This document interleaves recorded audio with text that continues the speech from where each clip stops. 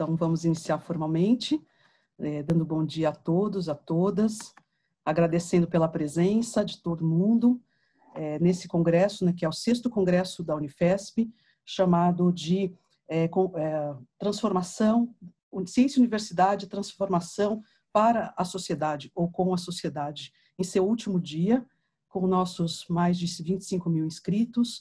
Temos a honra hoje de participar aqui numa mesa chamada Conjuntura e Desafios para o Campo Democrático.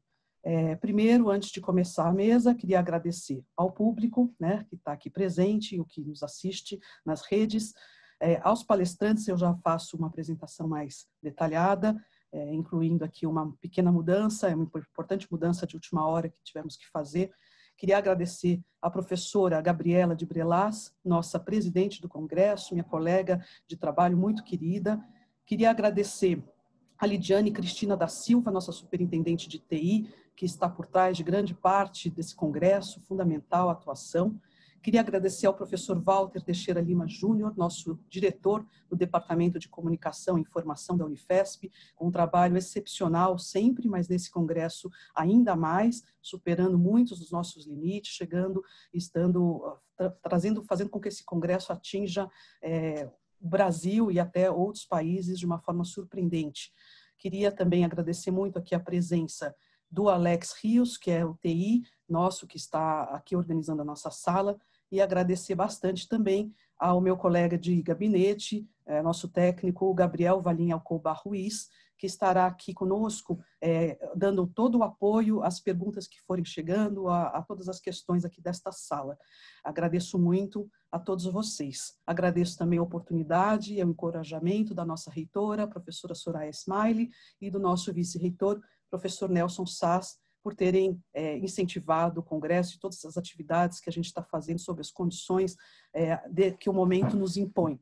E a oportunidade, então, de, apesar de longe, estarmos juntos, trocando ideias, movimentando aqui nossas casas, com trocas ao longo do mundo todo. Agora, quero aqui anunciar e agradecer muito a presença dos nossos dois convidados. Primeiro, vou justificar a ausência do professor Wagner Romão, infelizmente, de última hora. O professor teve problemas de saúde, não se trata de nada grave, mas ele precisou se ausentar, ele ficou bastante triste. Nós criaremos alguma outra chance e oportunidade para que ele esteja conosco assim que possível. Tá? Então, foi uma coisa de hoje de manhã. Então, vou começar agradecendo a coragem de aceitar de última hora e sem perda nenhuma para a qualidade, muito pelo contrário, temos aí uma mesa robusta, com muito interesse, o professor da UFABC, Vitor Marchetti, pela sua presença, também colega de gabinete, né, assim como eu, no gabinete da reitoria da UFABC, com todos os desafios que isso implica, inclusive essa postura diante de toda e qualquer questão de última hora, que a gente sempre tem que estar disponível e dedicado a nos ajudar. Estou te devendo essa. Muito obrigada pela sua presença. E que vai ser excelente, e as suas contribuições vão ser ótimas, eu não tenho dúvida. Também já apresento em termos de currículo. E quero agradecer a nossa colega, que é da Unifesp, mas nesse momento está na Espanha diretamente, então temos uma mesa internacional, ainda com sol na Espanha, com pandemia, com tudo, e a Esther está conosco aqui, é uma alegria muito grande revê-la depois de alguns meses, né? É uma pessoa muito querida. Vou fazer a apresentação mais curricular dos dois colegas agora, após os agradecimentos iniciais. E eu acho que, embora muito conhecidos, é sempre muito importante a gente aqui pontuar algumas questões de seus currículos antes de começarmos a falar. Então, a professora Esther Solano é doutora em Ciências Sociais pela Universidade Complutense de Madrid, nossa professora no curso de Relações Internacionais, na nossa EPEM, que é do campus Osasco, da Unifesp, é professora do mestrado interuniversitário internacional de Estudos Contemporâneos de América Latina, da Universidade Complutense de Madrid, e no mestrado da América Latina e União Europeia, uma cooperação estratégica do Instituto Universitário de Investigação em Estudos Latino-Americanos, da Universidade de Alcalá. Tem experiência na área de sociologia, com o tema principal Sociologia Política. Também é colunista da Carta Capital, autora de diversos livros, alguns deles sozinha, muitos deles com autores diversos, coletâneas.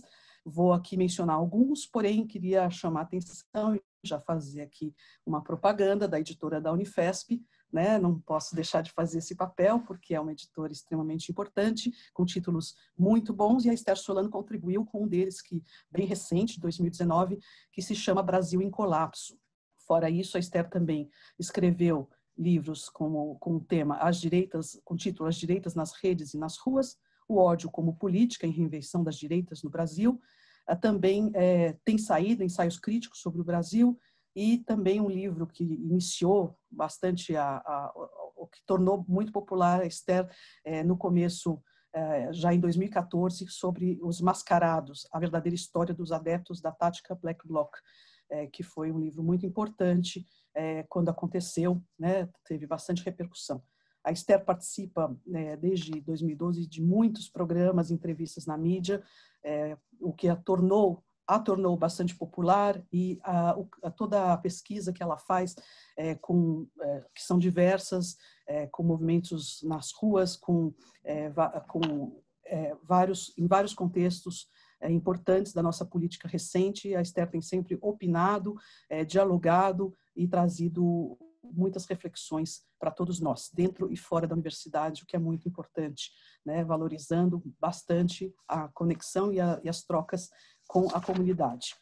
O professor Vitor Marchetti, ele é também da área de ciências políticas, graduado, doutor e mestre e doutor em ciências políticas, professor adjunto da Universidade Federal do ABC, com experiência na área de ciência política, ênfase em Estado e governo, atuando principalmente nos temas controle constitucional, poder judiciário, instituições democráticas, governança eleitoral. Chefe de gabinete do reitor Dário, que é o nosso colega muito, muito querido, da UFABC. Escreveu alguns livros também, vou destacar aqui Justiça e Competição Eleitoral, e alguns com tema de políticas públicas. Também participa de muitas entrevistas, muitos programas na imprensa, dando visibilidade a essas temáticas todas que aqui nos interessam e que vamos tratar delas. Eu agradeço, então, a vocês dois. Esqueci de me apresentar também. Eu sou Andréa Rabinovici, eu sou professora da Universidade Federal de São Paulo, estou no Instituto de Ciências Ambientais, Químicas e Farmacêuticas do campus Diadema, da Unifesp, na área de Ética, Ambiente e Sociedade, sou cientista social e ambiental, e buscando unificar essas duas áreas de conhecimento, especialmente com a questão de conflitos socioambientais. Meu papel aqui é de mediadora, estarei à disposição, né, nossos convidados que vão ter todas a chance de trazer aqui suas questões, vão tratar de várias delas. Nós teremos uma exposição inicial de 20 minutos, mais ou menos, Esther, eu te aviso quando estiver próximo, da Esther Solano. Em seguida, teremos como debatedor o professor Vitor Marchetti, e abriremos para as perguntas do público que podem ser feitas pelo chat. O chat está aí aberto para todos os comentários e principalmente perguntas. Esse programa, essa mesa está sendo gravada. Depois do congresso, temos a autorização dos nossos palestrantes para colocá-la no nosso YouTube, nas nossos meios aqui da Unifesp, para poder ser assistida também mais para frente. Tá? Então, é mais ou menos isso que eu queria falar para vocês. Temos aqui vários motes importantes. A gente vai tratar aqui de questões inúmeras a partir da crise política, econômica, sanitária, que amplifica a crise no mundo, no Brasil, algumas tentativas de união do campo democrático que estão acontecendo nos últimos meses. Só no Brasil nós tivemos pelo menos 4 iniciativas que se pretendem suprapartidárias, como o Manifesto Basta, Estamos Juntos, este com mais de 283 mil inscritos, Somos 70%, Somos Democracia, que tentou unir torcidas organizadas rivais, todas com a pauta da defesa da democracia, dos direitos humanos, a obediência à justiça, respeito pelas instituições, equilíbrio de poderes, todas questões colocadas, praticamente todas no ambiente virtual, por motivos óbvios, poucas interações nas ruas, como poderia ser. E também, por várias entrevistas que pude assistir, e conversas, artigos, a gente sabe também que temos muito pouco, ou a ausência quase total de diálogo com diversos atores sociais e políticos. Esther Solano especialmente menciona essas questões em várias de suas entrevistas. O campo progressista sempre, talvez em uma postura defensiva, defendendo talvez só o básico, como canalizar então forças, energias democráticas, como trazer novas lideranças ou até velhas, novas agendas, repactuações, sendo que alguns também cientistas políticos estão mostrando que há uma tendência de isolamento, diminuição de ativistas mais radicais, tanto à esquerda quanto à direita, com quem dá para conversar, como trabalhar o apelo pela união em alguns temas comuns. Aqui nessa mesa a gente está trazendo da democracia, quais caminhos que a gente tem para percorrer, quais os principais desafios em meio a essa polarização, crise, destruição que estamos assistindo, né? Com questões morais, como lidar com elas, negacionistas, com os nossos arrependidos e outras questões. São apenas algumas das questões que imagino que sejam trazidas aqui pelos nossos queridos convidados, especialistas na temática. Então, eu agradeço mais uma vez, passo imediatamente a palavra aqui à nossa convidada, a professora Esther Solano. Muito obrigada, fique à vontade. Bom dia a todas e a todos. E eu queria também agradecendo muito a você, Andrea, pelo convite. Muito bom te ver, mesmo que virtualmente, né? Queria agradecer também a Gabriela, que espero que esteja por aí nos assistindo, e falar também que eu sinto muito orgulho, né, de ser da Unifesp nesse momento. Sinto muito orgulho de trabalhar na universidade pública, mas mais ainda da Unifesp, né, por seu papel como universidade pública, seu papel também em toda a condução da crise do coronavírus, da crise sanitária, né? Um papel fundamental, né? Como que a Unifesp tem se colocado aí como protagonista na luta por uma vacina e na luta por uma dignidade sanitária no país, né? Basicamente, como que eu queria estruturar a minha fala? O que eu tinha pensado conversar com vocês é o seguinte: eu venho fazendo pesquisa com a base bolsonarista há mais ou menos já 3 anos, né? Eu pesquiso basicamente quais são os sentimentos populares sobre o Bolsonaro, e o que eu queria apresentar para vocês é um pouco um contexto, né, do cenário, como que eu identifico as fragilidades do atual governo, as fortalezas também do atual governo, e quais são as possibilidades, como a Andrea mencionou agora, as possibilidades, mas também as dificuldades, a formulação de uma frente democrática, ou realmente de uma formulação de uma frente progressista ampla que consiga, de fato, reconhecer programaticamente uma possibilidade aí democrática forte, né? Bom, e vamos começar por algumas questões. Primeiro, o contexto pandemia, né? Contexto Covid-19. O que a gente consegue ver nesse contexto? Algumas fragilidades de Bolsonaro, do governo atual, e algumas fortalezas também.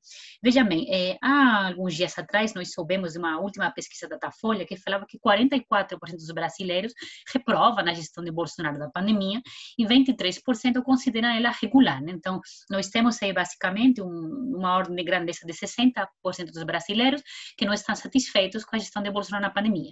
Então, de fato, a gestão da Covid-19, né, é um dos pontos fracos do atual governo, que cria um potencial de instabilidade. Uma das coisas que eu mais vejo nas entrevistas, né, quando eu pesquiso com bolsonaristas, faço entrevista com bolsonaristas, é que eles estão muito satisfeitos com o que eles denominam irresponsabilidade do atual presidente. Então, tirando esse núcleo duro do bolsonarismo, que a gente mais ou menos denomina que gira em torno a 15%, né, aquele que seria basicamente aquele protótipo do cidadão brasileiro, que é totalmente aderido, né, emocional, psicológica, política, ideologicamente ao bolsonarismo, e que está sempre junto, alinhado com o bolsonarismo. Tirando essa população que está intimamente ligada ao Bolsonaro, de fato, uma enorme insatisfação no próprio campo, inclusive bolsonarista, com uma gestão que seria bastante problemática do próprio governo Bolsonaro. Então, nós temos aí um contexto, de fato, de dificuldade, pelo qual o governo passa pela crise sanitária e pela crise econômica derivada da mesma, mas nós temos também algumas dificuldades para o campo democrático e o que poderia ser denominado algumas fortalezas do próprio governo. A primeira delas é o que eu denomino a dicotomia entre vida e economia. Uma das grandes narrativas que o governo Bolsonaro conseguiu, de fato, emplacar na população é que cuidar da vida seria incompatível a cuidar da economia para um país pobre, para uma população empauperizada como é a brasileira. Então, vejam que coisa dramática. Uma das coisas que eu pesquiso, que aparece muito nas minhas entrevistas, é que a população mais pobre fala o seguinte: ficar em casa, confinamento, isolamento social é um privilégio, não é um direito. É um privilégio para as classes médias altas, mas não é um direito para os mais pobres, né? Então, essa dicotomia de cuidar da vida é incompatível com cuidar da economia, eu acho que uma das questões, talvez, que o governo Bolsonaro coloca, que para nós é mais complicado de lidar, porque, de fato, o discurso do fica em casa, né? Você sabe muito bem que o lema fica em casa foi o grande mantra, né, dos países por exemplo, dos países europeus, né? Eu estou aqui na Espanha agora, eu fiquei em casa, tem sido o grande mantra da Europa no seu conjunto, né?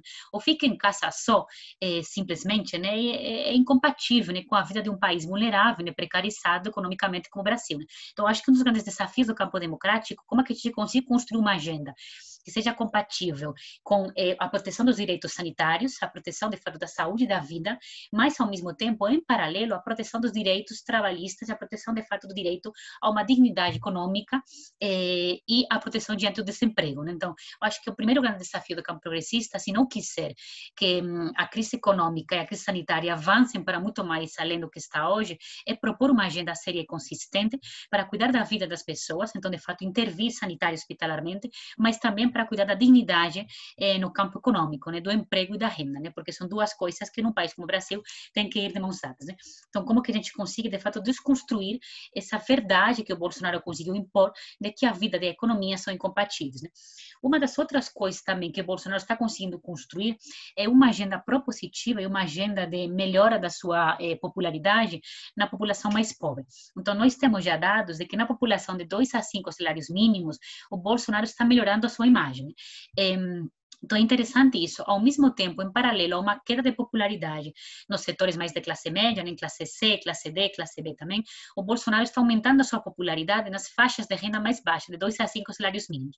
Por que que isso? Especula-se que, fundamentalmente, seria pelo auxílio, né, emergencial dos R$ 600, que muita gente não sabe que é de autoria, né, que é de autoria da oposição. Muitas pessoas veiculam, né, isso, identifica isso com o governo Bolsonaro. Então, de aí, Bolsonaro estaria, de fato, aumentando a sua popularidade. Uma das outras coisas também interessantes que está acontecendo é que o Bolsonaro está investindo a sua popularidade também no Nordeste. No Nordeste brasileiro, que ele sabe muito bem que é um dos feudos eleitorais do PT, né? Ele está investindo também em avançar popularmente nesse feudo eleitoral. Então, aí a gente vê que nós temos, de fato, fragilidades no contexto pandêmico, mas também fortalezas das narrativas bolsonaristas. Um outro ponto muito problemático do governo atualmente é a questão da corrupção, da possível corrupção, e o caso Queiroz, né? Também, segundo o Datafolha, 64% dos brasileiros pensam que o Bolsonaro sabia o paradeiro do Queiroz, né? Então, esse é um ponto muito sensível. Tanto por isso, porque tem uma grande maioria das pessoas que pensam que o Bolsonaro sabia, né, de onde ele estava escondido, como pela questão dos filhos de Bolsonaro. Isso é uma coisa bem interessante que aparece muito nas minhas pesquisas. Os filhos do presidente têm uma avaliação muito negativa, inclusive entre os bolsonaristas mais radicais, né? Então, a gente vê nas entrevistas com bolsonaristas frases do tipo: os filhos são incompetentes, né? Os filhos são, de fato, têm uma responsabilidade muito maior do que deveria, né? E sobre os filhos, tem também um pouco aí a sombra da corrupção. Quando o Sérgio Moro saiu do Planalto, né? De Brasília, desculpem, foi bem interessante porque nós fizemos pesquisa logo após a saída do Sérgio Moro com bolsonaristas e já aparecia um pouco essa dúvida aí: se o Sérgio Moro saiu do governo é porque alguma coisa ele encontrou em corrupção tocante aos filhos. O que eu quero dizer com isso? Que o campo da possível corrupção dos filhos de Bolsonaro e como que isso poderia afetar diretamente o governo é um dos pontos frágeis também que pode, de fato, começar e já começou a diminuir a popularidade do presidente. Então, nós temos aí, então, a pandemia, contexto corrupção. Nós temos, evidentemente, a instabilidade contínua do próprio governo, que é um fator também que começa a pesar também, inclusive, na base bolsonarista. Então, em muitas das minhas entrevistas, já encontrei muitos bolsonaristas arrependidos falando para mim que a violência, a retórica violenta, autoritária, caótica, instável do próprio Bolsonaro era uma coisa muito cansativa, que eles estavam esgotados, né, dessa retórica caótica que criava muita mais instabilidade. Então, esse próprio ethos, né, de governar que sempre procurando a instabilidade e procurando, de fato, o caos, é uma coisa que já também provoca muito cansaço. Agora, uma coisa que eu acho que o Vitor vai comentar aí é o seguinte: levando em consideração esses fatores, que são fatores graves, né, de problemas e fragilidades, qual que é o horizonte de um possível impeachment, né? E aí, Vitor, eu quero depois escutar a sua opinião, mas o que eu consigo ver das minhas leituras com a população e das minhas leituras institucionais? Parece, né, que o impeachment teve uma época que estava colocado na grande imprensa, né, nós tivemos, como a Andrea disse, a formação dessas frentes amplas pro-democráticas, anti-bolsonaristas. Parecia algumas semanas atrás que o impeachment estava mais perto do que nós tínhamos pensado.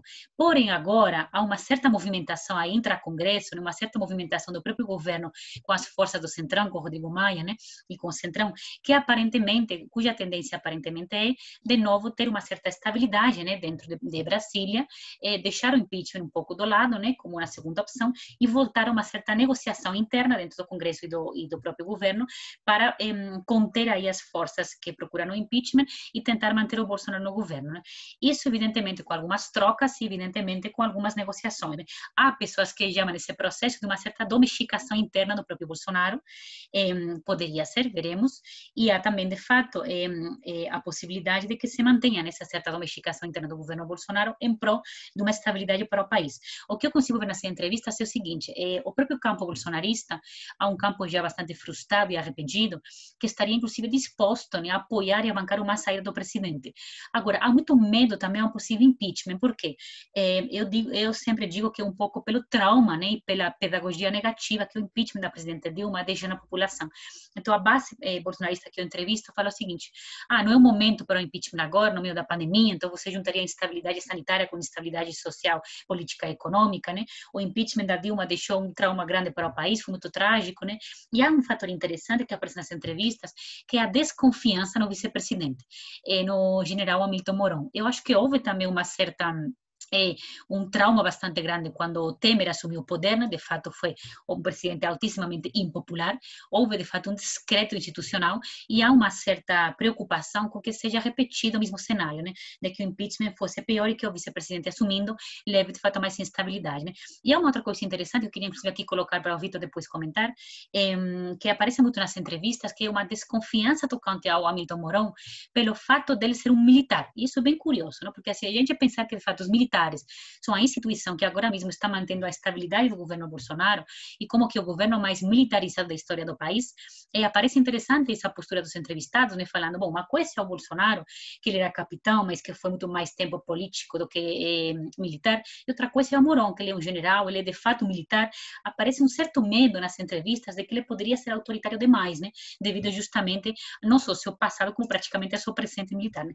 E aí vem uma coisa bem interessante que eu quero deixar aqui para o debate, que como a popularidade das Forças Armadas está diminuindo também, está caindo justamente por essa proximidade, né, por essa proximidade tão grande com o governo Bolsonaro. Então, para vocês verem como há, digamos, uma reorganização institucional, onde, por exemplo, instituições muito valoradas e muito queridas pelo público brasileiro, como as Forças Armadas, estão, de fato, decaindo no seu papel, e como outras instituições, como, por exemplo, o Congresso Brasileiro, que, de fato, é uma instituição muito pouco valorizada, né, tida como corrupta e fisiológica, está agora num momento muito importante de negociações e de criação aí de uma atmosfera de estabilidade para o país. Agora, dito isso, quais são as possibilidades para uma possível frente democrática ou quais são as possibilidades para o campo progressista construir ou reconstruir a sua agenda? Falando primeiro um pouco das possibilidades dessa frente democrática, é interessante a gente observar que, de fato, as frentes democráticas antifascistas, antibolsonaristas, cresceram com uma força e uma potência bastante grande, né, conjugando setores muito diversos ideologicamente, né? Então a gente tinha como signatários pessoas do PCdoB, do PSOL, até o próprio ex-presidente Temer, né, assinou alguns desses manifestos, né? Mas a gente viu que ao longo desses últimos dias também perdeu-se força nesses movimentos, a grande especulação, obviamente, que seja justamente por essa negociação com o Centrão em prol de uma certa estabilidade para o governo, mas também porque houve algumas dissidências muito fortes, tanto simbolicamente como, de fato, quantitativamente, como, por exemplo, a grande dissidência para mim, que foi a dissidência do presidente Lula, né, do PT, colocando aí uma grande crítica, dizendo que as frentes democráticas, né, seriam basicamente um problema, porque não estariam questionando nem problematizando a grande agenda neoliberal do Paulo Guedes e simplesmente a presença do Bolsonaro, né? Então aí é uma outra coisa que a gente pode deixar para o debate, até onde podem ir na sua capacidade de enfrentamento frentes amplas, né, que não contam com algumas figuras importantes, contam com essas dissidências e que de fato estão aí juntando aparentemente figuras de um amplo espectro ideológico, mas muitas vezes com enormes divergências no que tange a questões programáticas. Uma outra questão que coloca para nós um desafio muito importante é justamente esse, o campo programático econômico. Num momento de intensa pauperização das pessoas, num momento também de intensa precarização, você sabe que tem alguns dados que são realmente dramáticos, né? Por exemplo, nós temos mais de 40% de brasileiros que trabalham de forma informal, obviamente um número que agora vai aumentar muito drasticamente.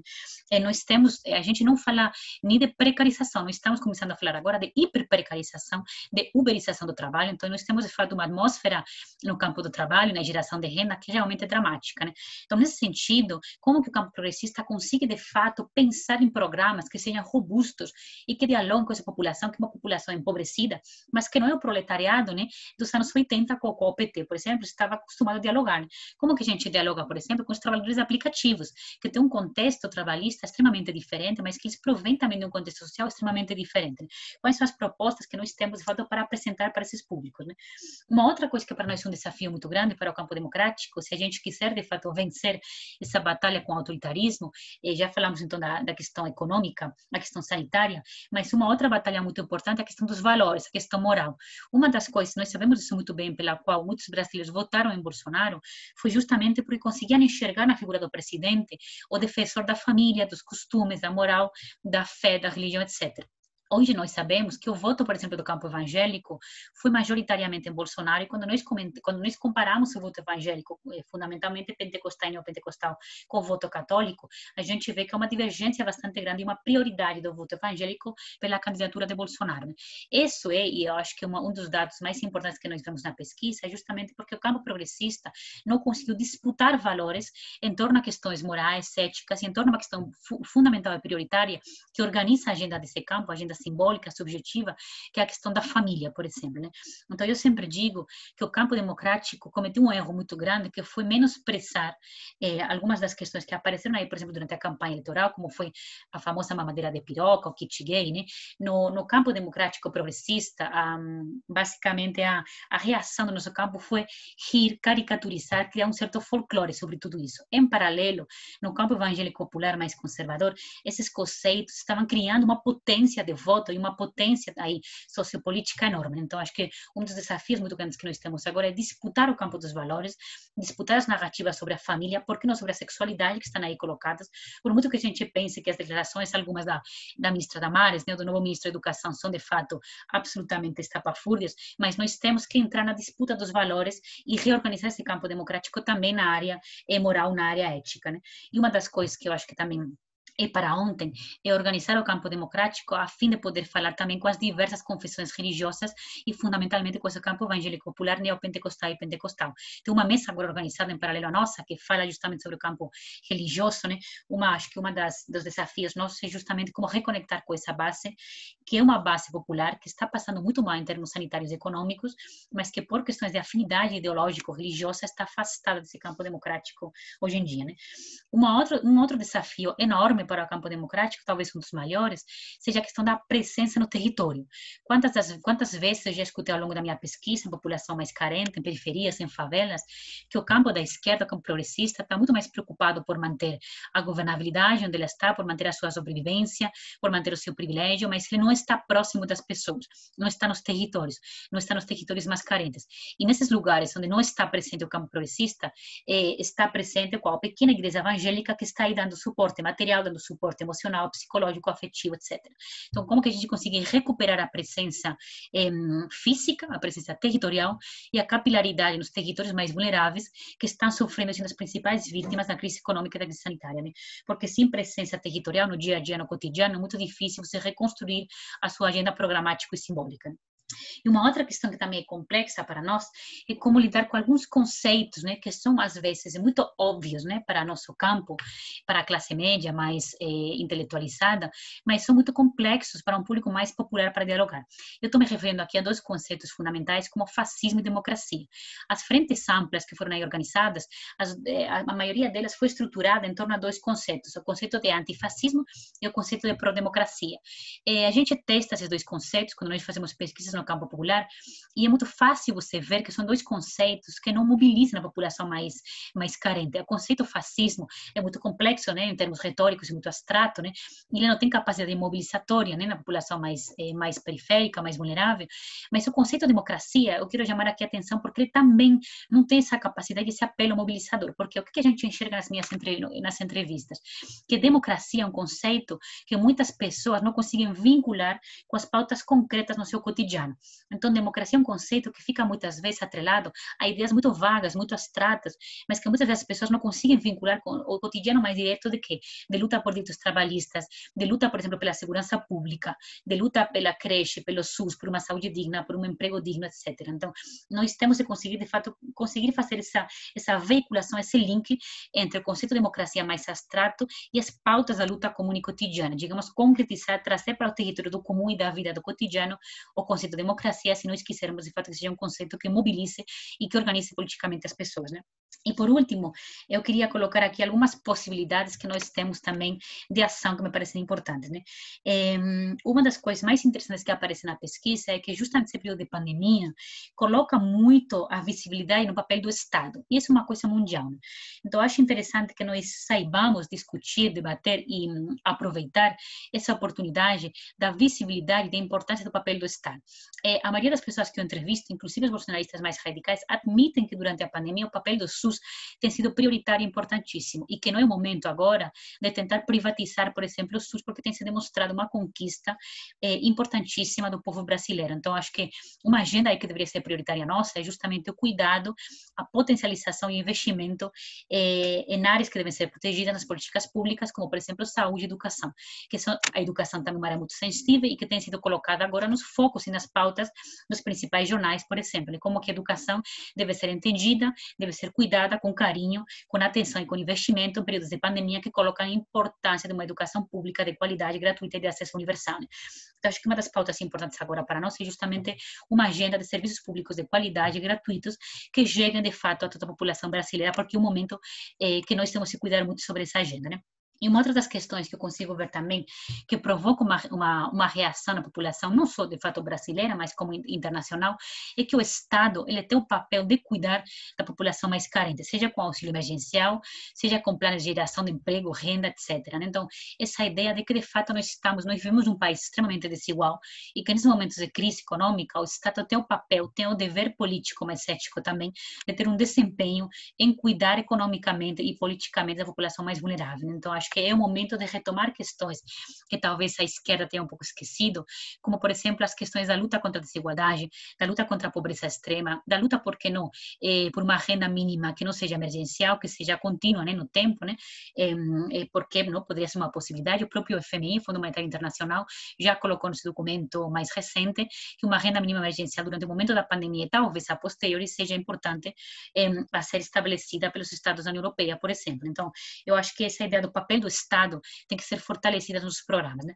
Enfim, então eu acabo por aqui falando o seguinte: nós temos um momento muito problemático no governo, com algumas dificuldades, mas também com algumas fortalezas que podem permitir ao governo, de fato, avançar popularmente na população, e nós temos também algumas dificuldades no próprio campo progressista democrático e algumas oportunidades. Eu acho que o nosso dever agora, como pessoas que se dizem democratas, que prezam na democracia, que prezam na ordem institucional, é apostar justamente por uma agenda ideológica programática que leve em consideração a importância do papel do Estado, dos serviços públicos de qualidade e que leve, obviamente, no seu centro nevrálgico a proteção da vida, a proteção da economia e do Estado como questões centrais sem as quais a sobrevivência sanitária e econômica é impossível. Então, eu acabo por aqui falando uma última frase que apareceu na pesquisa, que foi muito dramática, que muitas das pessoas que eu entrevistei, bolsonaristas mais arrependidos, falavam para mim o seguinte: professor, o grande problema da gente mais pobre, né, população mais pobre, é que nós estamos absolutamente abandonados. Não importa se for direita, esquerda, Bolsonaro, PT,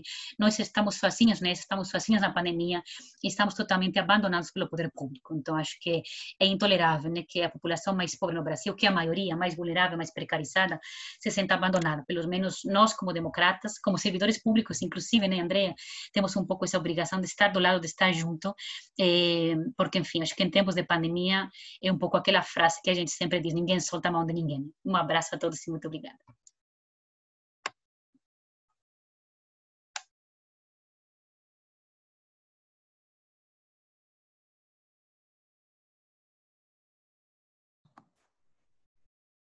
Muitíssimo obrigada, Esther, pelas suas palavras, por toda a reflexão, por todas as provocações aqui feitas, os seus estudos muito importantes, a sua sabedoria em poder dialogar com todos os pensamentos, as diferenças, a todos aqueles que aceitam dialogar, obviamente, né? E trazer para nós essas informações para que essa reflexão se torne possível. Estamos recebendo algumas perguntas pelo chat, mas eu passo primeiro, então, a palavra ao nosso convidado aqui, professor Vitor Marchetti, para que depois nós estamos anotando todas as questões, podem fazê-las pelo chat, fiquem à vontade, e passando imediatamente a palavra ao professor Vitor, e organizando aqui aquelas perguntas que já chegaram. Com você, professor.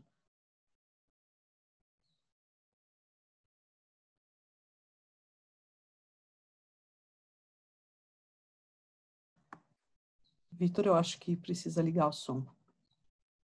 Estão me ouvindo agora? Agora sim. Perfeito. Então, obrigado, Andréia. Obrigado pelo convite. Um evento importante como esse, né? Acho que a gente reforça aí o papel das universidades públicas, das universidades federais, né?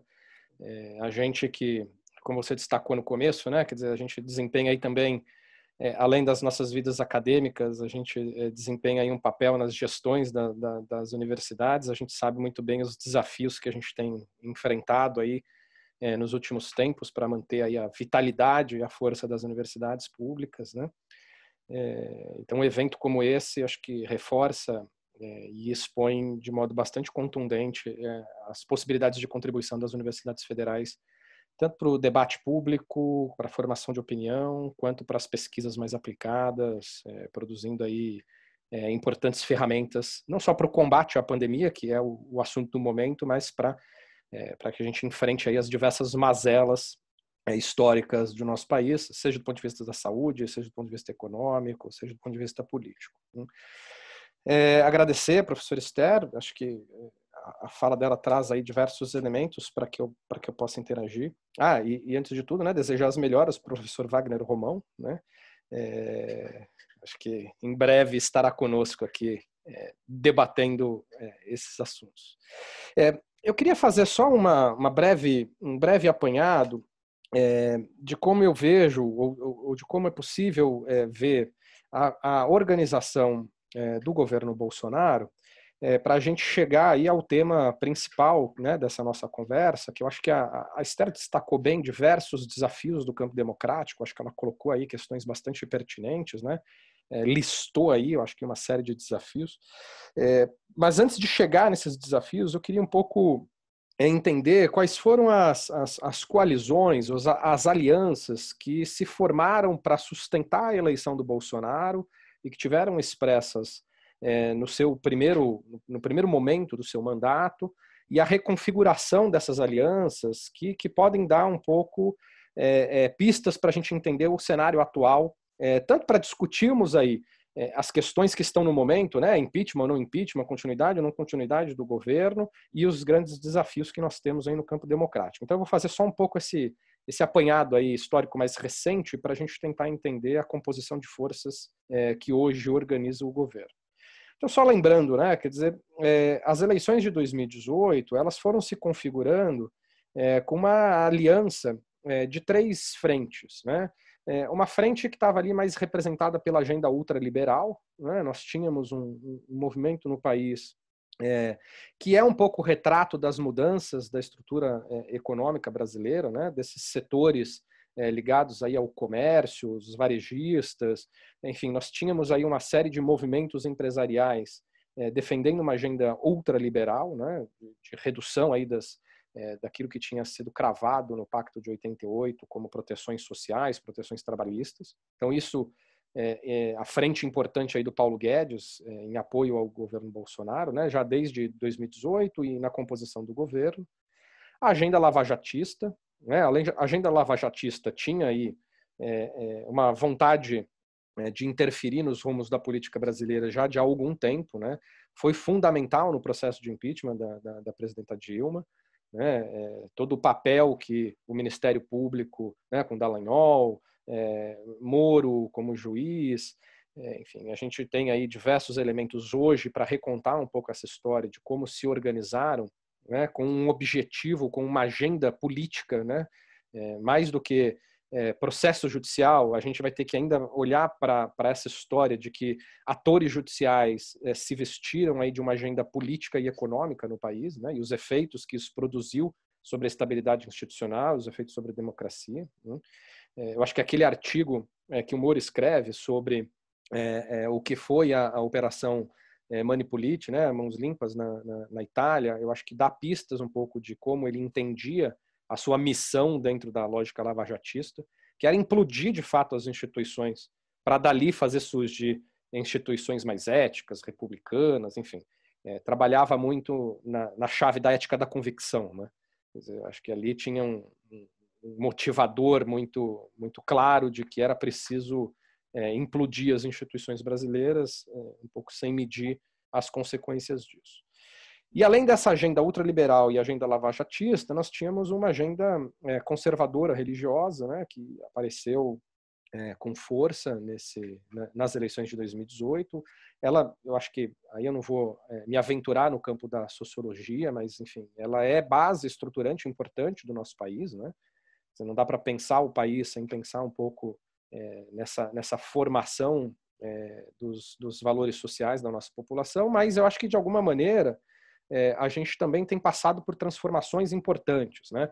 Eu acho que não é irrelevante a gente observar a mudança da base religiosa da nossa população, que era majoritariamente católica, né? E com todas as características do catolicismo no Brasil, que também sofreu aí transformações nos últimos anos, né? Mas ela vem mudando aí progressivamente, com uma base cada vez mais densa de evangélicos, de adesão a outras religiões, que em certo sentido, né, eu me lembro sempre de alguns artigos que li da sociologia das religiões, dizendo que este também era um movimento positivo, porque de alguma maneira ele tornava mais plural as bases religiosas do país, né, rompendo com uma espécie de monopólio do catolicismo sobre a estrutura social e política do país, mas ele traz aí também outros desafios do ponto de vista aí da discussão de alguns valores e princípios que estamos discutindo aí do ponto de vista das novas agendas, né? Principalmente aí das agendas ligadas aos direitos civis, da questão de gênero, da questão LGBTI, das questões raciais, enfim, são as diversas frentes de questões que por vezes são chamadas aí das pautas identitárias, mas que eu prefiro classificá-las como agendas vinculadas aos direitos civis, né? Porque é disso que a gente está falando, né? E de fato essa agenda conservadora e religiosa se constitui como uma frente de desafio para o avanço desses direitos civis, né? Dessa agenda desses direitos civis. Então o governo Bolsonaro ele foi estruturado, né? A eleição do Bolsonaro ela se explica um pouco pela conjunção desses fatores todos, né? E aí, óbvio, a gente vai trazer aí a questão do antipetismo, da vontade de renovação, tal, mas me parece que tudo isso pode ser explicado por essas três frentes: a ultraliberal, a lavajatista e a conservadora religiosa, né? Agora, a sobrevivência dessa agenda foi bastante curta, né? Nós vimos que, por razões diversas, essas três agendas elas foram se reconfigurando no primeiro ano de governo, né? A agenda ultraliberal, me parece que ela pega por ou ela é enfraquecida, ou pelo menos ela é impactada por dois fenômenos. O primeiro é a incapacidade do governo Bolsonaro de negociar com o parlamento. Uma série de agendas precisavam da aprovação do parlamento, e ele não se mostrava nem um pouco disposto, ou com capacidade, ou com disposição para fazer essa negociação com o parlamento para aprovar a sua agenda. E segundo, porque vem a pandemia, e a pandemia coloca aí o desafio de que nós só sairemos dessa crise de saúde, dessa crise econômica, com um papel protagonista do Estado. Quer dizer, não há nenhuma outra fórmula mágica para sairmos dessa situação, e o que a gente tem visto aí na economia mundial é exatamente isso, quer dizer, recompor as bases de atuação do Estado, as capacidades estatais para o enfrentamento dessa crise. Então essa agenda ultraliberal me parece que também de alguma maneira atingida ou balançada aí pela conjuntura. A agenda lavajatista, ela claramente é afetada. Eu acho que o episódio central é a saída do Moro, mas ela mostra que nunca houve aí um compromisso de fato do Bolsonaro e fundamentalmente da sua família de avançar com essa agenda contra a corrupção. Mas fundamentalmente me parece que a saída do Moro ela precisa ser explicada também como o grande movimento do Bolsonaro em direção ao centrão, ao chamado centrão, né? O centrão é aquele grupo de partidos fisiológicos que a gente conhece bem na história política brasileira, que aderem ao governo de momento, tentando atender os seus interesses econômicos, políticos mais imediatos, né? Este conjunto de partidos detém aí um controle bastante importante da agenda parlamentar, né? Bolsonaro sabe que precisa, para impedir o avanço de qualquer tipo de agenda de impeachment, ele precisa contar com ao menos 172 parlamentares, e para isso ele vai precisar, obviamente, do apoio desses partidos aí que constituem esse tal do centrão, né? A cabeça do Moro me parece que fazia parte deste movimento de aproximação com esse centrão. Então, se já havia atritos do Bolsonaro com o Moro, porque, afinal de contas, a agenda anticorrupção não era, de fato, uma agenda prioritária para o Bolsonaro, se aliou aí à disposição do centrão de fato, cumprir a promessa lá do Romero Jucá de estancar a sangria, né? E conter, de fato, toda essa estrutura lavajatista que foi constituída nos últimos anos no país, né? Hoje, portanto, me parece que o governo Bolsonaro atua menos em torno de uma agenda, né? Então, nós tínhamos uma agenda colocada no início do governo. Hoje, me parece que ele atua menos em torno de uma agenda e mais em torno de uma contra-agenda. O que seria essa contra-agenda?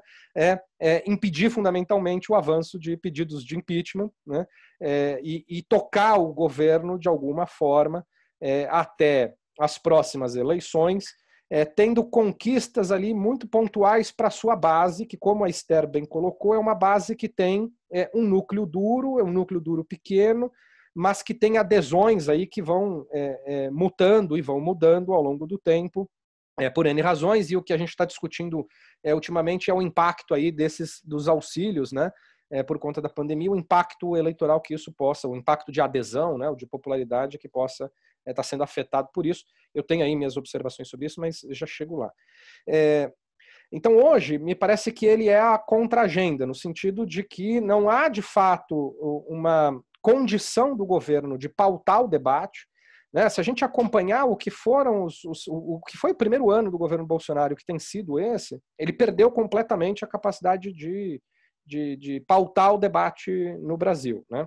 É claro que perde essa capacidade também porque a gente foi atingido por uma pandemia global, né? Quer dizer, algo que estava fora do controle da agenda de qualquer governante do planeta, mas a forma como ele se coloca nesse debate também, ou a forma como ele decidiu se posicionar nesse debate, me parece que ela foi amplamente reprovada pela população, né?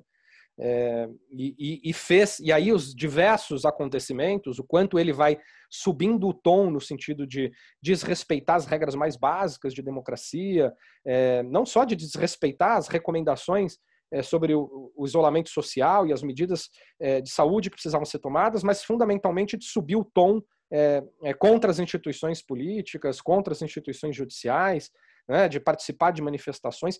Me parece que isso tudo foi formando um caldeirão que permitiu uma reação mais forte de diversos atores políticos e judiciais, que colocaram aí, então, a questão do impeachment na mesa e que fizeram com que ele, no fim das contas, perdesse a capacidade de pautar o debate, até porque hoje boa parte, seus filhos e boa parte dos seus aliados mais próximos, que montaram toda aquela rede de comunicação, que todos nós sabemos que foi decisiva para a sua eleição, esta base de comunicação hoje encontra-se toda sob investigação e com possibilidades de punições e investigações bastante firmes, fundamentalmente pelo STF, né?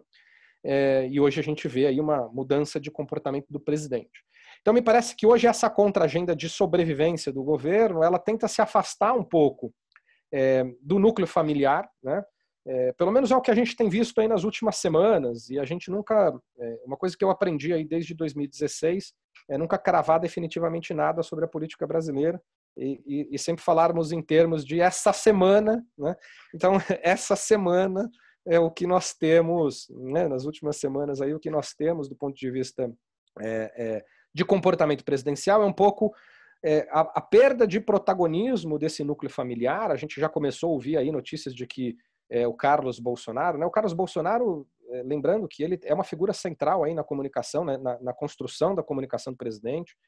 Ele esteve sentado no Rolls Royce, né, na posse presidencial. Aquilo, do ponto de vista simbólico, a gente não pode descartar, né, o que isso representa, né, na posse presidencial, um dos filhos ali como o guarda-costa, né, sendo prestigiado naquele momento.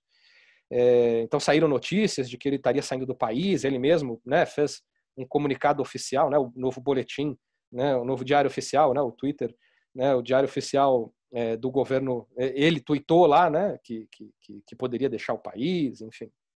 Isso me parece que mostra aí que, de fato, há uma disposição um pouco mais sólida de mudança de tática e estratégia. E quem tem assumido o protagonismo, me parece que aí não é, acho que os dados mostram isso, né? São os militares, trazendo aí, eu acho que essa aliança com o Centrão, ela é muito responsabilidade dos militares, né?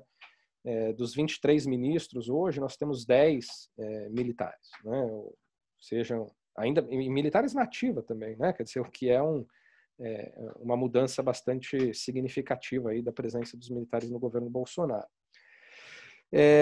Isso coloca aí, portanto, os militares numa situação que, ao mesmo tempo que são os fiduciários desse governo, né? Os militares entram como aqueles que fazem essa articulação de sobrevivência, e aqueles que, de alguma maneira, vão servir como os grandes moderadores da personalidade do presidente, né, e que vão fazendo e que vão controlando e usando essas características da personalidade do presidente de acordo com estratégias que eles mesmos colocam, né, que era uma expectativa que se tinha lá atrás de vários grupos econômicos, né, de grupos sociais, que assim, olha, o presidente é meio tem essa personalidade mais agressiva, essa personalidade mais instável, mas a gente vai controlar e vamos conseguir colocar uma agenda. Isso se mostrou bastante impossível de ser feito, né? Mas me parece que os militares hoje cumprem um pouco esse papel, até porque eles não querem moderar o Bolsonaro, eles lidam com essa personalidade, vamos dizer que não desequilibrada, não no sentido de desequilíbrio, mas desequilibrada no sentido de produzir o desequilíbrio constante das instituições e do debate público, né? Quer dizer, esse é o modus operandi, né? Produzir o desequilíbrio, produzir o caos, enfim. Então me parece que hoje os grandes fiduciários desse governo são os militares nesse acordo com o Centrão, e aí não é à toa que eles também vão sofrendo do ponto de vista de avaliação da sua popularidade, porque quanto mais impopular for o governo e mais identificado o governo tiver com os militares, essa instituição vai sim sofrer consequências, né? Diga, Andréia, acabando meu tempo, é isso? Tá, eu sabia que eu ia estourar, desculpa. Então, eu acho que assim, só para a gente pensar aí nas perspectivas que estão colocadas hoje, a gente tem hoje 46 pedidos de impeachment sobre a mesa do Rodrigo Maia. Não me parece que nenhuma dessas 46 esteja hoje com chances de avançar. Até porque pior do que avançar um processo de impeachment é avançar um processo de impeachment que, por fim, seja derrubado na Câmara. Nenhum presidente da Câmara vai colocar um processo de impeachment para andar se ele não sentir que tem condições de fato, aquele processo ter alguma chance de sucesso, ter alguma chance de ser aprovado, né? Não vou nem colocar sucesso, mas de ser aprovado. O que se coloca aí sobre os processos de impeachment é que ele tem que cumprir lá a tempestade perfeita, né? Quer dizer, a crise econômica com popularidade em baixa, com crise de corrupção. Nós temos as três, né? A popularidade está em baixa, nós temos uma crise econômica bastante grave pela frente, e temos crises de corrupção começando a atingir a imagem do presidente e do seu filho, e o caso Queiroz, portanto, ganha um papel ainda mais relevante. O que não temos são grandes mobilizações de rua, e não temos fundamentalmente uma coisa, e aí eu termino a minha fala, um pouco dialogando com isso tudo que a Esther colocou, né? Ela listou aí uma série de questões importantes do desafio, né, para o campo democrático, e eu quero fazer a conexão desses desafios do campo democrático um pouco discutindo essa questão do impeachment, porque além da tempestade perfeita, crise econômica, popularidade em baixa e crise de corrupção, há algo fundamental para se pensar do ponto de vista de um processo de impeachment, que é pensar o dia seguinte. Né? Se você não tem o dia seguinte, né, se as forças políticas e econômicas e sociais não pactuaram o que seria o dia seguinte ao processo de impeachment, dificilmente um processo de impeachment tem condições de seguir. Né? O que Temer fez foi liderar esse dia seguinte. Né? O que o Temer fez lá no processo de impeachment da Dilma foi exatamente quando Temer decide embarcar naquele processo, construindo alianças e arranjos, foi exatamente construir esse dia seguinte para levar o governo e gerar alguma estabilidade. Não me parece que o Mourão tenha disposição para isso e sequer tenha alguma confiança de outros atores políticos e econômicos para que ele lidere este processo. Né? E do ponto de vista do campo de esquerda, ou do campo de oposição ao governo, me parece que os desafios que são colocados de reconstrução, de reconexão com a sua história, de reconexão com uma agenda, de construção de uma agenda propositiva para o país, também não o colocam em condições hoje de fornecer um dia seguinte robusto para esse processo de impeachment. Então, o cenário, me parece, aí que nós temos hoje é que as incertezas em relação a quais as forças políticas têm condições de estabilizar e de produzir uma agenda de políticas públicas propositivas para o país, que enfrente essas mazelas todas que nós estamos vendo agravadas aí nesse período da pandemia, né? O aumento do desemprego, queda na renda, dificuldades econômicas e sociais das mais terríveis, que nós já enfrentávamos e vamos enfrentar de modo ainda mais grave. Nós não temos, portanto, hoje no país constituído grupos políticos e sociais robustos, capazes de oferecer uma agenda do dia seguinte que dê sustentação para se avançar com um processo de impeachment. Então, me parece que o campo democrático hoje, o maior desafio do campo democrático é pensar em algo, e aí eu concluo minha fala, André, estou vendo a André já desesperada ali, que eu não concluo minha fala nunca, né? Mas eu acho que o grande desafio do campo democrático hoje, me parece que reconstituir o pacto que tem um símbolo importante das eleições, da eleição do Bolsonaro, que foi, se não uma ruptura completa, mas um abalo bastante significativo no Pacto de 1988, traduzido na Constituição, e aí Pacto de 1988, estou dizendo lá, dos direitos sociais, dos direitos trabalhistas, dos direitos políticos. Parece que a eleição do Bolsonaro significa um abalo bastante significativo no Pacto de 88. E eu acho que o grande desafio que nós temos aí no campo democrático é reformatar, né, ou reformular este pacto democrático que preveja aí uma série de direitos, ou retomar o Pacto de 88 para que a gente afaste de vez qualquer possibilidade de que atores políticos no país vejam como alternativa a regimes autocráticos, ou regimes militares, ou regimes não democráticos, como forma de solução dos nossos graves problemas. Então, desculpe aí, André, se ultrapassei muito tempo, e obrigado aí pelo diálogo. Nós que temos a agradecer pela excelente fala, considerando ainda mais, né, para quem chegou depois da hora que a gente anunciou, o convite de última hora e você, assim, de supetão, poder fazer tantas questões, trazer tantas questões importantes, e eu te ouviria o dia inteiro. A única coisa é que o público tem mandado aqui uma série de perguntas para vocês. Então, para que a gente dê espaço para elas também, eu primeiro pergunto se a Esther quer comentar a sua fala e depois eu faço as perguntas, ou se a gente já coloca as perguntas, considerando que nosso teto é 12h30. Acho que vamos para as perguntas, Andrea, até porque eu tenho quase total convergência com o que o Vitor falou, então vamos para as perguntas melhor. Então, tá bom, eu tenho aqui agrupadas algumas delas, até por temas, um trabalho que o Gabriel aqui fez, eu vou ler.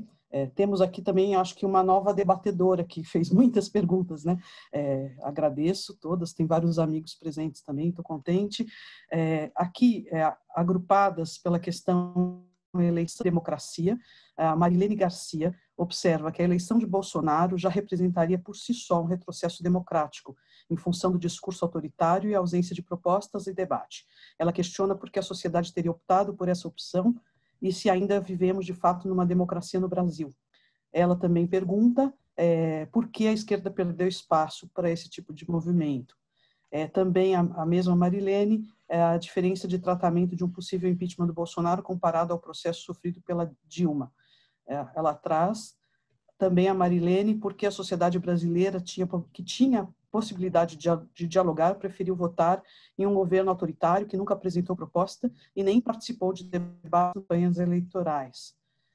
Você considera que o Brasil já foi, em algum momento, um país democrático ou apenas vivemos uma democracia geográfica? Na visão dos palestrantes, onde a esquerda perdeu espaço, isso, né? Daí, com relação ao discurso de liberdade versus democracia, temos duas perguntas da Jimima Silva, questionando o papel retórico do conceito de liberdade, Bolsonaro, na maneira como ele frequentemente conduz o discurso. A professora Esther concorda que o conceito de liberdade foi distorcido pelos apoiadores desse governo, confundindo a compreensão de democracia, que tem base tanto na liberdade quanto na igualdade. Sobre a base de sustentação do governo, minha queridíssima amiga Luciana Capiberibe pergunta: por que um governo desgastado e com aprovação em queda consegue se manter? A agenda neo ou ultraliberal segura politicamente o governo? Com relação a questões de relações internacionais, Vera Benedito questiona as influências internacionais sobre a política brasileira, em particular a influência dos Estados Unidos, e também nos dá parabéns pela qualidade excelente das reflexões colocadas. Todavia, gostaria que os palestrantes comentassem também o caráter interdependente da política brasileira no cenário internacional, mais precisamente a ligação umbilical com os Estados Unidos, como esse exemplo internacional impacta o cenário político brasileiro. E agradece. Então, até esse momento, agrupadas, eu agradeço ao Gabriel, algumas boas perguntas para que vocês nos tragam suas considerações. Fiquem à vontade. Acho que Esther primeiro, né? Depois Vitor. Muito obrigada. Obrigada, Andreia. Eu vou fazer aqui uma apanhada e responder aquelas que eu me sinto mais à vontade. Vamos lá. Primeiro, enfim, por que o Bolsonaro ganhou, né? Essa é talvez a grande pergunta, né? Por isso que eu venho fazendo pesquisa há tempo. E há vários elementos aí que bastante complexos, né? Eu quero colocar primeiro, o Vitor falou uma coisa importante, que o Bolsonaro eleitoralmente representou uma conjugação de setores que muito frequentemente são divergentes, mas que no momento eleitoral encontraram em Bolsonaro a expressão das suas vontades políticas e sociais, né? Então, nós temos, de fato, uma agenda neoliberal representada não por Bolsonaro, sim por Paulo Guedes. Então, eu sempre digo que o grande empresariado teve que aturar Bolsonaro porque ele queria, na verdade, votar em Paulo Guedes, né? Mas nós temos aí uma agenda neoliberal muito forte, muito presente, que de fato ganhou, linkando um pouco com a Vera, a pergunta que ele fazia, o Paulo Guedes ganhou de fato uma projeção externa muito importante com o mercado internacional, que de fato estava muito preocupado pela volta do PT e que tinha uma preferência muito óbvia também pelo Paulo Guedes, né? Então, nós temos aí esse setor de classe média, alta e, evidentemente, o empresariado, a grande imprensa, Paulo Guedista. Nós temos um outro grande setor lavajatista, morista, o Vitor também falou. Eu sempre digo que o Sérgio Moro levou da mão, né, o Bolsonaro pela rampa do Planalto, isso foi fundamental. A ideia da corrupção, né, a militância judicial anticorrupção, ela foi absolutamente fundamental para construir a lógica do outsider, né? A lógica da antipolítica, do antipartidarismo, de que o sistema político no seu conjunto é fisiológico, corrupto e que, portanto, haveria necessidade de votar num outsider supostamente honesto, né? Isso é fundamental. Depois, obviamente, nós temos um antipetismo muito forte, que também permeou muito a população durante 2000, a partir do impeachment da presidente Dilma, não construído muito também na ideia da corrupção. Então, essa retórica de que o PT seria o partido mais corrupto da história brasileira, que ainda hoje, né, reverbera e tem ecos muito fortes. E nós temos depois uma agenda ligada entre duas lógicas muito importantes, que é a lógica militarista, o papel das Forças Armadas no governo, mas também com uma presença, eu gosto aqui de lembrar, já que não só nós temos a maior presença de ministros militares no governo, como quase 3.000 cargos no governo que são de origem militar. Então, assim, é uma hipermilitarização do governo Bolsonaro, nunca antes na história do Brasil, né? Então, a agenda militar junto com a agenda neoconservadora representada justamente pelas grandes igrejas evangélicas, né? É bom aqui lembrar que em 2018, antes da eleição, tanto o bispo Macedo como o bispo Malafaia, né, os grandes bispos da Igreja Universal e da Assembleia de Deus, deram sua bênção formalmente e oficialmente ao Bolsonaro antes das eleições. Então, tem uma conjugação neoconservadora evangélico-militar que foi muito importante para a base mais popular, que não tinha, evidentemente, o apelo da lógica neoliberal do Paulo Guedes, né, que tinha que ser trazida por questões de valores, não por questões neoliberais na economia. Né? E, obviamente, a esquerda perdeu uma boa parte. Eu quero aqui lembrar que a esquerda perdeu uma boa parte da classe média, fundamentalmente, não perdeu tanto na base mais popular, a grande massa popular mais empobrecida do país continuou votando no PT, mas perdeu também uma parcela muito importante para a esquerda, que justamente é a classe C, que migrou, por exemplo, 10 milhões de votos migraram do PT para o Bolsonaro, uma migração que foi importante não só em termos quantitativos, mas também qualitativos, nessa parcela da população que está aí num território, digamos, cinza, né, democraticamente, que pode ir para vários lados eleitoralmente, mas que decidiu ir para o Bolsonaro por uma série de questões. Né? E Luciana pergunta se a agenda neoliberal, ultraliberal do Paulo Guedes tem a ver com essa, enfim, com essa aposta no governo Bolsonaro. Eu acredito que sim, porque definitivamente a agenda ultraliberal e neoliberal é a agenda que interessa aos grandes setores, não só econômicos, como também informativos, né, do Brasil, sabendo que no Brasil nós temos uma enorme concentração midiática, né, nos meios de comunicação. Então, hoje em dia, são essa agenda neoliberal e a agenda militar, digamos, as duas grandes agendas que sustentam ainda o governo Bolsonaro. Os militares, a gente sabe que estão com o Bolsonaro, mas com algumas também características de algum certo afastamento. Né? Basta ver, por exemplo, as declarações do general Pujol, né? Sempre com um certo confronto elegante com o Bolsonaro. Então, estão juntos, mas mantendo um certo distanciamento também em algumas ocasiões. E a agenda neoliberal vai depender muito de como, de fato, Paulo Guedes consiga emplacar as próximas reformas. Conseguiu, de fato, com muita dificuldade a reforma da Previdência, mas agora, nesse momento pós-pandêmico e pandêmico, vai ser, de fato, difícil essa agenda privatista neoliberal. Né? Enfim, acho que eu paro por aqui, deixa o Victor responder também. Posso seguir, André? Tá. Não, são várias perguntas, eu também não vou conseguir responder a todas aqui, e com a atenção e profundidade, porque algumas perguntas são bem difíceis de serem respondidas, e como a Esther disse, a gente tem feito perguntas e pesquisas para responder alguma delas há alguns anos, né? Do tipo, por que Bolsonaro foi eleito? É uma delas, né? Agora, me parece que a gente não pode perder de vista alguns desafios que estão colocados não só no campo brasileiro, mas no campo latino-americano, que é o suporte aos regimes democráticos no Brasil, né? Nós temos, historicamente, nós vivemos um recorde de eleições consecutivas de 88 para cá. Né? Nunca antes na história do país a gente fez tantas eleições consecutivas. A gente sempre teve interrupções por movimentos golpistas, por movimentos autocráticos, enfim. Nossa democracia, portanto, é uma democracia... A nossa democracia presidencialista era uma democracia que, de alguma maneira, vinha se consolidando. E se consolidando em qual aspecto? No aspecto de oferecer respostas de políticas públicas condizentes com as necessidades populares, com as necessidades da nossa sociedade. Quer dizer, se você olha, tem as várias pesquisas do Latino Barômetro, por exemplo. Né? Se você pegar lá, por exemplo, a última pesquisa do Latino Barômetro é de 2018. Então, ela diz lá o seguinte, né? Tem uma pergunta que diz lá, a democracia é preferível a qualquer forma de governo? O Brasil tem um dos índices mais baixos de resposta positiva em relação a essa pergunta. Né? 34% dos brasileiros dizem isso. Né? Quando ele dá no mesmo regime democrático, um regime não democrático, 41% dos brasileiros respondem positivamente a essa pergunta. Né? E aí eu me arrisco um pouco a avançar nessa ideia de dificuldade de defesa dos princípios e valores democráticos num país que tem aí mazelas e históricos de ausência de democracia em bolsões muito significativos do país. Né? Porque a gente fala aí de 88 para cá a consolidação do regime democrático no país. Mas a depender da região do país, ou a depender do tipo de indivíduo, de extrato social com o qual você está conversando, esses ganhos de democracia que a gente entende como fundamentais, eles simplesmente não estão presentes. Né?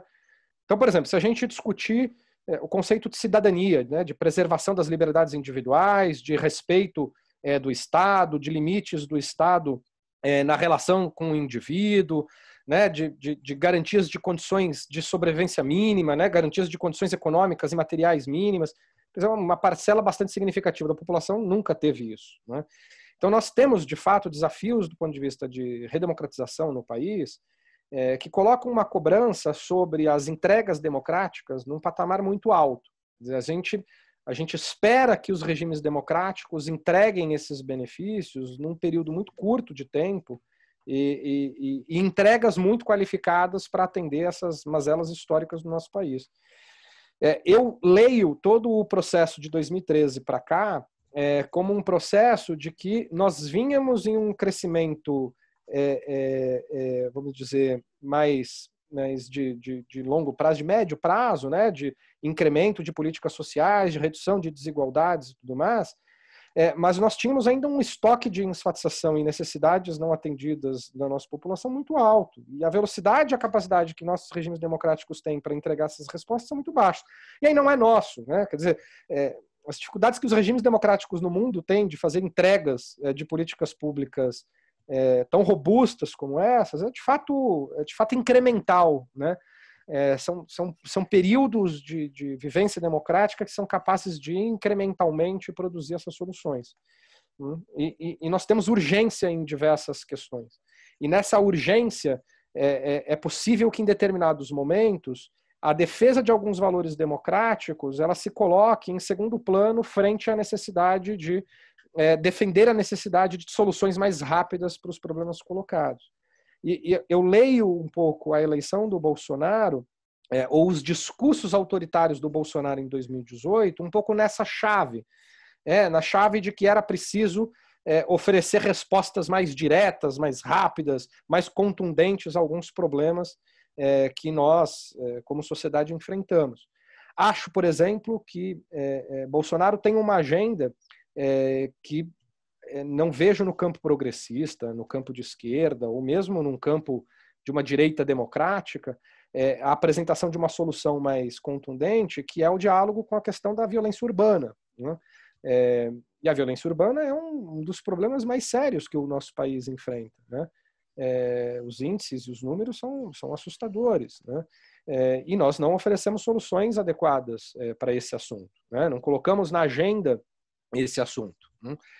E foi um tema absolutamente capturado pela lógica do discurso autoritário do Bolsonaro, como se a solução para a agenda de violência urbana passasse por um encrudecimento, né, um enrijecimento do regime, né, de menos tolerância, menos liberdade, ou menos o armamento da população. Quer dizer, ele capturou uma agenda porque era uma agenda que tinha muito pouca propostas, ou o campo tinha se organizado, os campos progressistas tinham se organizado bem menos por ali. Então eu vejo assim, e é óbvio, aí eu acho que alguém colocou aqui a questão do contexto internacional, né? Óbvio que o contexto internacional nos afeta. A gente tem aí as últimas relações, né, do FBI com a Lava Jato, né, dos interesses internacionais. Veja, o Brasil vinha atuando com multinacionais, né, na área. A Odebrecht era uma multinacional, JBS multinacional, em áreas econômicas muito importantes, com interesses econômicos geopolíticos bastante significativos, né? É claro que isso tem impactos aí no xadrez internacional, né? E os questionamentos em relação à eficácia da democracia também, em vários países, aí desde a Primavera Árabe, passando aí por vários outros países, bem como o papel do Big Data e as novas formas de comunicação. Esse é um assunto que a gente poderia montar umas 5 mesas sobre isso, e eu nem sou especialista nesse assunto, né? Mas a capacidade hoje de manipular a informação, de fazer comunicação direta, de trabalhar com grandes dados, né? Cambridge Analytica, Bannon, enfim, isso tudo também é variável a ser considerada nesse processo. E eu sempre digo, né? Mas a gente passou o processo de redemocratização em 88, dizendo como que a gente amplia o acesso à informação, como que a gente diversifica as informações, como que a gente aumenta a quantidade de informações que chegam nos indivíduos. E hoje, em 2020, a gente está lidando com um problema um pouco diferente desse, né? Quer dizer, nós temos milhares de canais de comunicação, de possibilidades de comunicação, e isso não nos vacinou da possibilidade de manipulação dessa informação por grandes corporações que detêm aí capacidade de produzir informações direcionadas com Big Data e a capacidade que nós temos, a quantidade de informações que nós damos hoje sobre cada uma das preferências individuais, né? Que quem tem o controle sobre isso é capaz de fazer uma comunicação mais dirigida. E esse, me parece, sim, é um fenômeno mundial, né? E nós estamos, né? Nós fomos um experimento internacional bastante importante, junto com a eleição do Trump, junto com o Brexit, né? Nós fomos aí experimentos, do ponto de vista político, né? Fomos experimentos bastante significativos em relação a isso. Acho que tem alguma discussão aí na sociedade civil sobre esse assunto, né, das fake news, manipulação das informações, mas me parece que ainda estamos engatinhando nessa história. Acho que é isso. Eu não respondi todas as perguntas, peço desculpas, mas tentei dialogar com algumas delas. Perfeito, Vitor. Muito obrigada. Vieram depois dessas várias novas, né? E a organização nos deixa ficar um pouquinho, mais alguns minutos, mas vamos tentar até que o tempo acabe de fato. Nós temos outras mesas meio-dia e meio, às 12h30, mas eu acho que a gente consegue esticar um tiquinho. Vamos tentar, né? Aqui nós agrupamos as perguntas com relação à influência internacional. Temos a influência internacional, Estados Unidos, o Joel, que eu imagino que seja o Joel de Diadema, meu colega. Quais seriam os impactos da vitória dos democratas no ZEUA para fundamentalismo do governo Bolsonaro? Questão ambiental sendo trazida aqui para vocês. Que bom. Maristela Silva, como a agenda ambiental, agora questionada pelos capitalistas internacionais, pode impactar a agenda neoliberalista pelo início da economia? Como o enfraquecimento da proteção ambiental pode evidenciar a opressão dos povos impostas pelo agronegócio e compactuada pelo atual governo? A relação à defesa contra o neoliberalismo, Eladir Lima questiona como chamar o conjunto da população pela defesa dos serviços públicos gratuitos e de qualidade, cuja defesa tradicionalmente é feita pelos servidores públicos.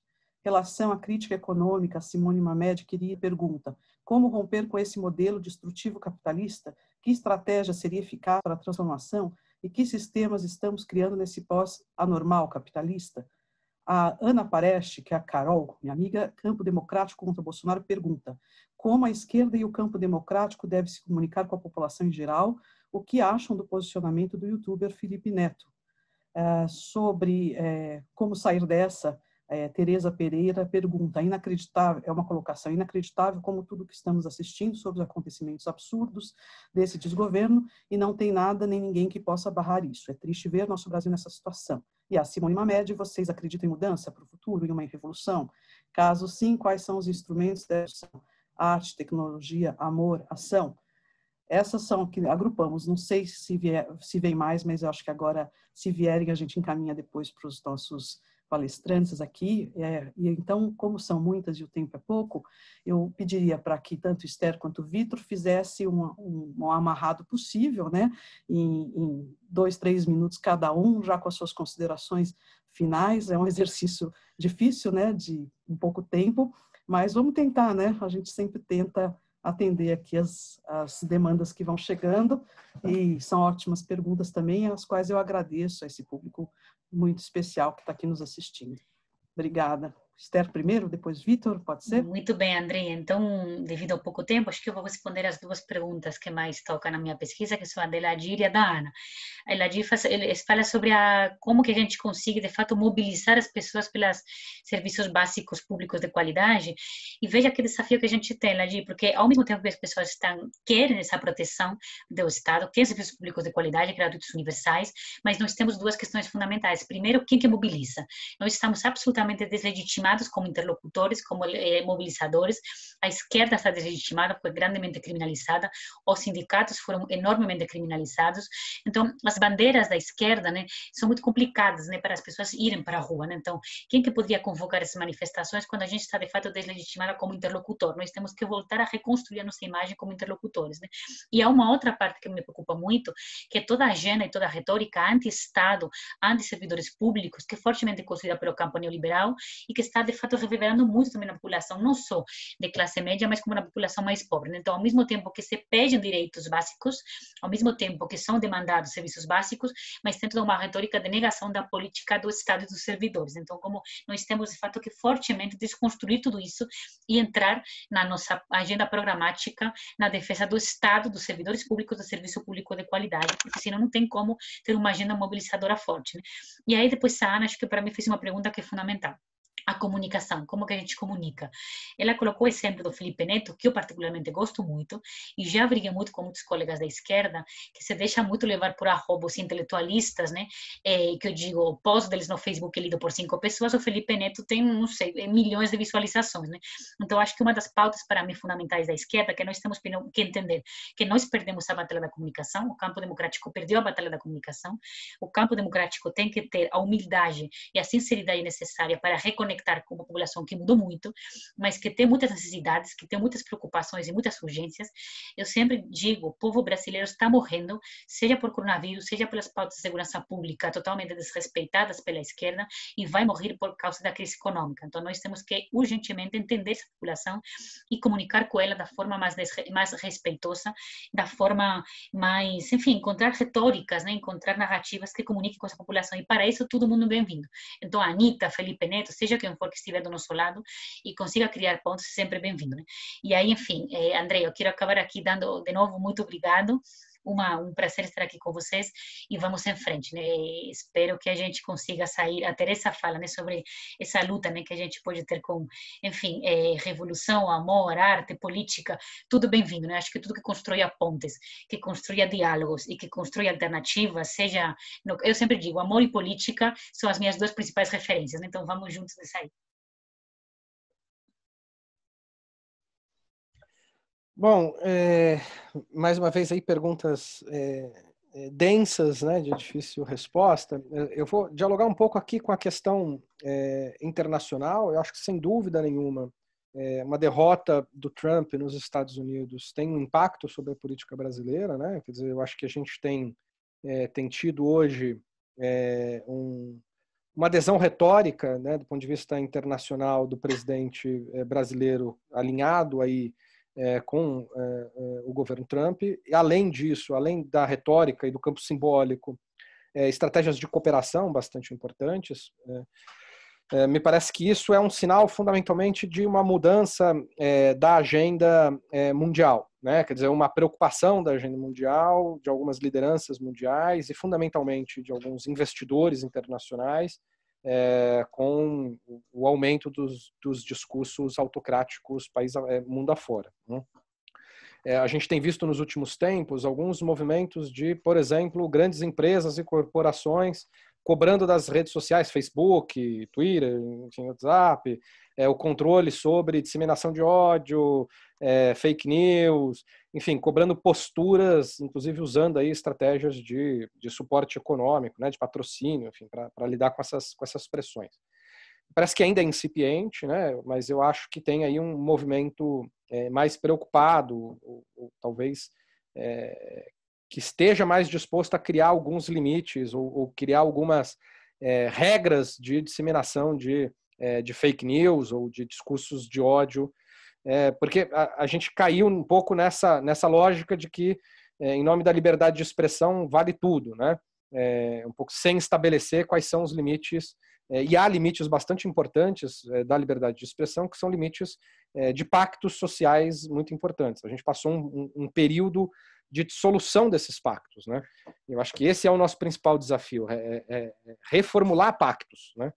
Pactos que estejam aí no âmbito dos direitos sociais, dos direitos civis, né? E que a gente possa, de fato, criar mecanismos mais contundentes de defesa desses pactos, o que pode significar limitar a liberdade de expressão sobre certos aspectos. Racismo não é liberdade de expressão, machismo não é liberdade de expressão, discurso de ódio não é liberdade de expressão, né? Porque eles afetam de modo muito significativo alguns pactos sociais, e eles só são tolerados em períodos em que esses pactos sociais estão completamente dilacerados, e aí vivemos talvez na lógica hobbesiana de guerra de todos contra todos, que não é o que nós almejamos como sociedade e como civilização. Então, eu acho que tem, sim, um movimento internacional que impacta, né? Quer dizer, a questão da Amazônia, eu acho que entra como uma questão importante. A declaração do Gilmar Mendes nessa semana sobre a questão do genocídio, que traz aí uma questão internacional importante, e os militares sabem disso, né? O Tribunal Penal Internacional, a questão do genocídio com indígenas, o modo como o governo tem lidado com essa questão. Eles sabem que isso pode trazer, de fato, implicações importantes para os seus, né, para as pessoas que estão comandando esse governo. Né?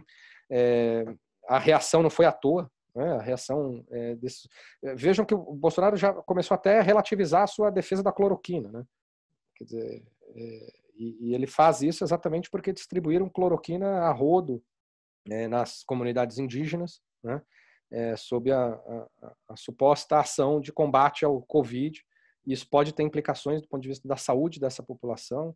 Né? Não é à toa que o Gilmar Mendes, um ministro do STF do nível do Gilmar Mendes, né, com a capacidade de articulação política do Gilmar Mendes, não faz uma declaração daquela porque acordou mal-humorado. Né? Aquilo é bastante calculado e ele sabe muito bem do que estava falando e dos riscos que estão colocados.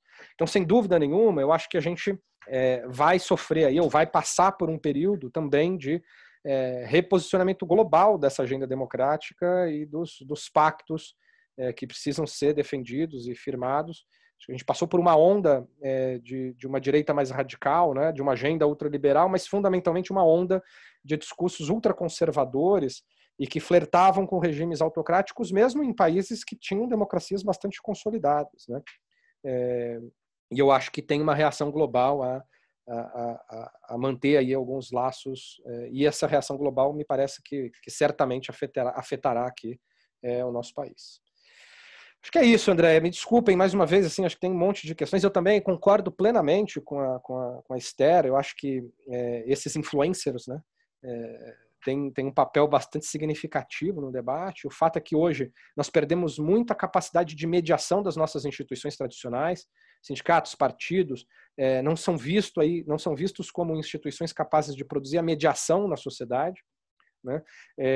E quando aparecem pessoas com capacidade de influenciar o debate, com capacidade de ser ouvido, fundamentalmente aí pelos mais jovens, eu acho que a gente começa a reconectar a ideia de mediação, a gente começa a reconectar a ideia de que é preciso a gente defender alguns princípios e valores, então que sejam muito bem-vindos esses comunicadores, né, esses youtubers, enfim, esses comunicadores que são muito mais ouvidos e que, por serem muito mais ouvidos, acabam tendo uma responsabilidade pública bastante grande. E que bom que eles assumiram esse papel de serem responsáveis por aquilo que dizem, né? Porque eu acho que o grande problema das redes sociais era isso. As pessoas se viam aqui de frente de uma câmera e não se sentiam muito responsáveis do ponto de vista público com nada do que diziam, né? Acho que se a gente começa a ter um movimento de que está com um canal, né, ou tweetar, ou transmitir uma mensagem por WhatsApp, implica em responsabilidades públicas, me parece que a gente dá um passo bastante importante para defender alguns valores democráticos. Obrigado e parabéns mais uma vez para vocês pelo grande evento que vocês estão promovendo. Parabéns para todos nós. Muito obrigada para vocês dois aqui, para o Gabriel. Eu queria dizer que foram excelentes reflexões. Logo mais, assim que possível, estarão no YouTube. Queria chamar a atenção para o tipo de público que está aqui nos assistindo e o tipo de pergunta. Há 2 mesas em específico que vão acontecer hoje ainda.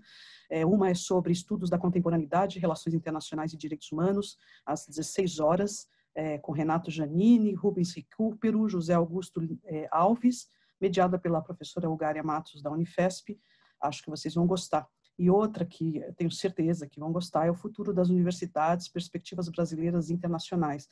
Em um dia que estamos cheio de notícias sobre demissões, reflexões, hoje saiu na ADUSP um boletim falando das demissões dos professores das universidades, colegas particulares nossas, um novo momento da educação. Tudo isso vai ser trabalhado nessa mesa que tem como palestrantes o James Holston, da Califórnia, Nelson Maldonado Torres, Tamires, uma aluna nossa pós-graduanda, Pedro Arantes, nosso pró-reitor, professor da Unifesp, e mediação da professora Juliana Céspedes, da Unifesp também. São várias, né? Eu estou selecionando 2 de acordo com o perfil que eu tenho percebido aqui pelas conversas, só tenho a agradecer por tantas oportunidades de aprendizado, que essa mediação possa ser feita na universidade, também, além de, não que nós docentes estejamos sendo youtubers ou nada, mas estamos aprendendo muito.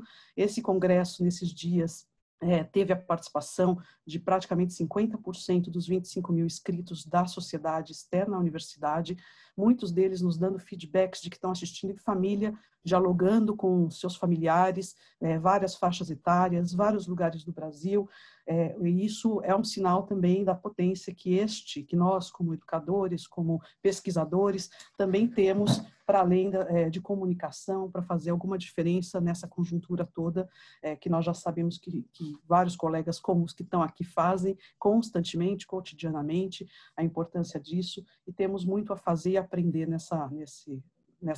com todos esses desafios. Então, mais uma vez, obrigada a todos que nos assistem, parabéns a todos, um abraço grande, muito prazer estar aqui com vocês. Um abraço aí na Espanha. Até a próxima. Ao FABC, ao Gabriel e todos que nos assistem, e até a próxima.